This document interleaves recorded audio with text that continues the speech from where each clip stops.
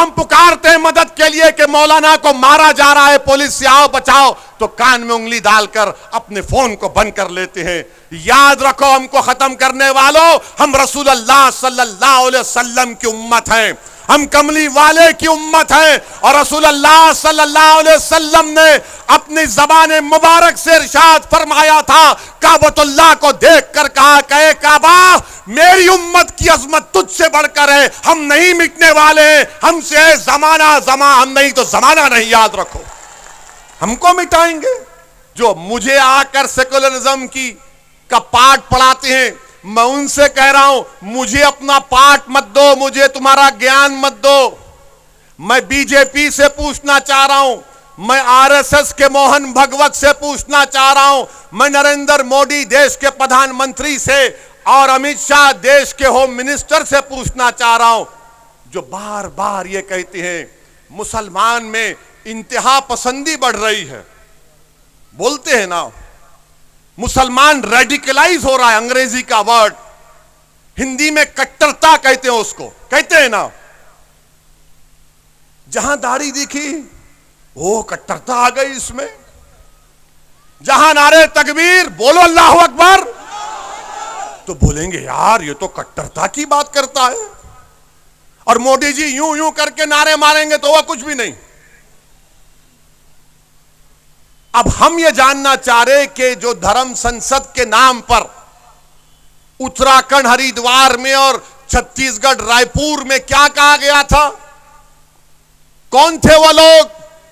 कट्टरता, radicalisation Hindi किस में बढ़ रही है? आपने तो मुसलमानों को कह दिया रेडिकलाइज, मगर ये कौन लोग हैं बताओ जो रायपुर में खड़े होकर कहते हैं कि इंसानियत को बचाना है तो मुसलमानों को खत्म कर दो। याद रखो, हमको खत्म करने वालों, हम रसूलुल्लाह सल्लल्लाहु अलैहि वसल्लम की उम्मत हैं, हम कमली वाले की उम्मत हैं। और रसूलुल्लाह सल्लल्लाहु अलैहि वसल्लम ने अपनी ज़बान मुबारक से इरशाद फरमाया था, काबतुल्लाह को देखकर कहा, कहे काबा मेरी उम्मत की अजमत तुझसे बढ़कर है, हम नहीं मिटने वाले हैं, हमसे है जमाना जमा, हम नहीं तो जमाना नहीं। याद रखो, हमको मिटाएंगे, भारत के संविधान को मिटाएंगे। मुसलमान को मिटाने की बात करने वाले अंबेडकर के संविधान के दुश्मन हैं, ये भारत के दुश्मन हैं।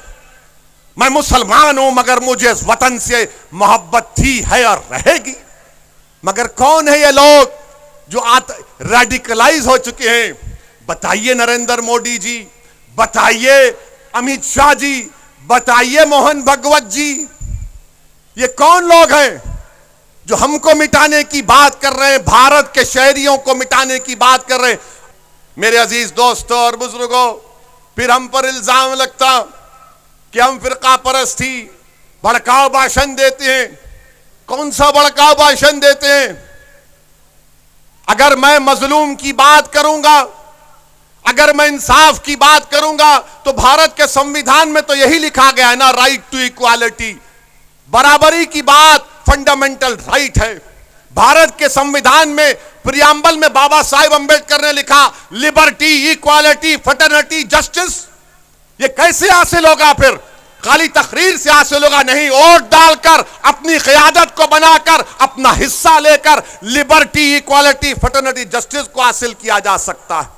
ये शऊर आपके अंदर पैदा होना जरूरी है।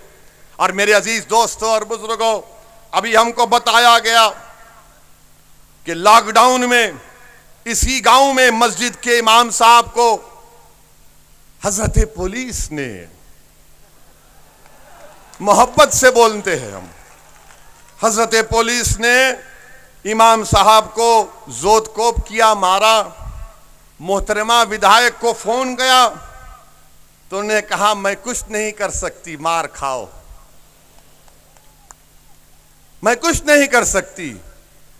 जब हमारे बुजुर्ग पर लाठी पड़ रही थी, उनको जोतकोप किया जा रहा था, मारा जा रहा था, जब आप ऐसे वक्त में मदद करने नहीं आए, अब चुनाव आएगा तो बोलेंगे दे दो बाबा अल्लाह के नाम पे हमको वोट दे दो।